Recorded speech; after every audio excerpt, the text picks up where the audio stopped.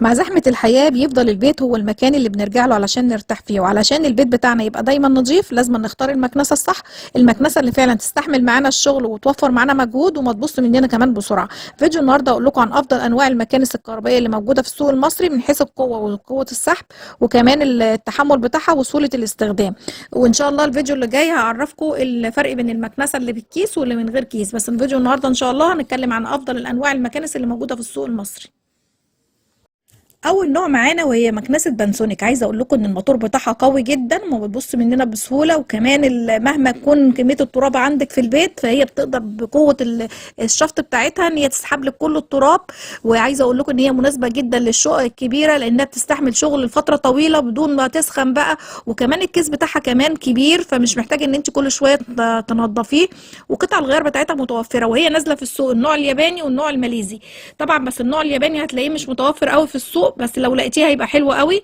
النوع التاني النوع الماليزي وهو حلو برده مش وحش، لا جودته كويسه جدا لان هي فعلا المكنسه دي قوه الموتور بتاعها حلوه قوي يا جماعه عن تجربه. فلو انت عروسه انا برشح لك ان انت تجيبي المكنسه دي لان هي فعلا مع الاستخدام حلوه قوي، وكمان قوه الشفط بتاعتها حلوه. وكمان الميزه اللي فيها كمان ان انت ممكن تشغليها لفتره طويله ما الموتور بتاعها ما بيسخنش، وقطع الغيار زي ما قلت لكم ان هي متوفره في السوق واسعارها يعني تعتبر معقوله مش غاليه قوي. فدي اول مكنوع معانا، وان شاء الله الفيديو اللي جاي هقول لكم ايه الفرق بين المكنسه اللي بالكيس واللي من غير كيس.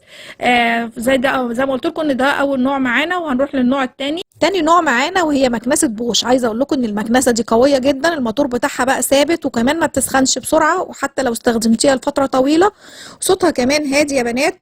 مقارنه بالقوه بتاعه الموتور بتاعها لا صوتها كمان هادي، وده بيخلي استخدامها مريح جدا في البيت لانها فعلا ما بتعملش صوت عالي ومزعج زي بقيه الانواع. الخامه كمان بتاعتها ممتازه جدا وبتعيش معانا سنين طويله بدون ما انت تطلبي لها صيانه كتير.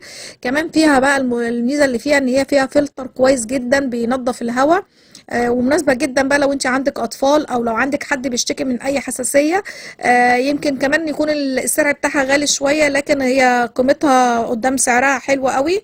المكنسة دي تعتبر معانا ارشحها لكم في الدرجة التانية لان هي فعلا مكنسة كويسة جدا، الموتور بتاعها قوته حلوة وهي ثابتة وصوتها كمان هادي مش مزعجة خالص في الاستخدام.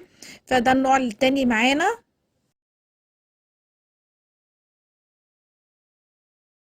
تعالوا بقى نشوف مميزات وعيوب مكنسة فيليبس. مكنسة فيليبس يا جماعة من المكانس اللي ناس كتير بتعتمد عليها لأنها بتجمع بين الشفط القوي والجودة. أول استخدام بنحس بيه إن هو قوة الشفط بتاعتها، المكنسة فعلا بتسحب التراب من أول مرة، حتى لو الأرض بتاعتك فيها شعر أو أتربة تقيلة كمان هي بتقدر تسحبها، وصوتها كمان هادي مقارنة بالمكانس التانية، وده بيخليها إن احنا نستخدمها واستخدامها مريح في البيوت اللي فيها أطفال. غير كده كمان إن هي بتبقى تصميمها خفيف وسهلة في الحركة، وكمان بتوصل للأماكن الضيقة بكل سهولة، وكمان الفلتر بتاعها بيكون معروف انه قوي وبيحبس الغبار، ودي مناسبه كمان مناسبه جدا للناس اللي بتبقى عندها حساسيه من الاتربه. متوفر طبعا منها موديلات بكيس ومن غير كيس، وان شاء الله هعمل لكم فيديو اعرفكم ايه الفرق اللي بالمكانس بكيس ومن غير كيس. لكن مع كل المميزات دي بقى يا جماعه في شويه عيوب لازم نخلي بالنا منها، وهي ان الموديل بتاعها قوه الشفط بتاعها فيه ساعات بيبقى قليل، في موديلات بتبقى قوه الشفط بتاعتها قليله والفلتر بتاعها كمان بيتملي بسرعه، يعني لازم ننضفه باستمرار. وفي موديلات كمان بيكون فيها صوتها عالي شويه، لو شغلناه شويه بنحس ان صوتها عالي. وكمان قطع الغيار بتاعتها هي موجوده وكل حاجه بس سعرها بيبقى غالي شويه. وفي موديلات تانية موجوده في السوق زي ما قلت لكم في بكيس وفي من غير كيس. ان شاء الله تعالوا نشوف مميزات وعيوب مكنسة تورنيدو. مكنسة تورنيدو من المكانس الناس كتير بتعتمد عليها في البيوت المصرية لأنها طبعا بسيطة وقوية وكمان رخيصة مقارنة بالماركات التانية. طبعا الموديلات اللي بتبقى من 1600 واط و1800 واط ديت بتبقى حلوة جدا في التنظيف، يعني بتنظف الأرض بتاعتك من أول مرة حتى لو كان في شعر في الأرض. كمان أغلب الموديلات بتيجي كمان بفلتر مضاد للبكتيريا، وده بيخلي الهواء خارج منها طبعا نظيف ومناسب للناس اللي عندها الحساسية. كمان الكيس بتاعها أو الحاوية بتاعتها بتبقى كبيرة، ده بيخلينا إن احنا نقدر ننظف البيت بتاعنا كله وبعد كده ان احنا نقدر ننضفها بعد كده. بيجي كمان معاه ملحقات اللي هي اللي بتخلينا نساعد ان احنا نوصل الاماكن الضيقه وكمان ننضف الستاير بيها او الاركان الصغيره، ودي بتبقى حلوه جدا. لكن زي اي مكنسه بيبقى فيها عيوب. طبعا عيوبها اولا ان هي بتستهلك كهرباء عاليه شويه لان قوه الموتور بتاعها، وكمان في بعض الموديلات بتبقى صوتها عالي شويه. وكمان السلك بتاعها بيبقى جاي قصير قوي، ده بيخليك انت تحتاجي ان انت تعملي لها مشترك او فيشه تانية اضافيه، وده بيحتاج كمان الفلتر بتاعها كمان بيحتاج تعالوا نشوف بقى مميزات وعيوب مكنسة ال جي. مكنسة ال جي طبعا معروفة بالتصميم بتاعها العصري وقدرتها على التنظيف الفوري، خصوصا الموديلات اللي هي بتبقى لاسلكي طبعا، بتقدري تحركيها في كل مكان من غير طبعا سلك.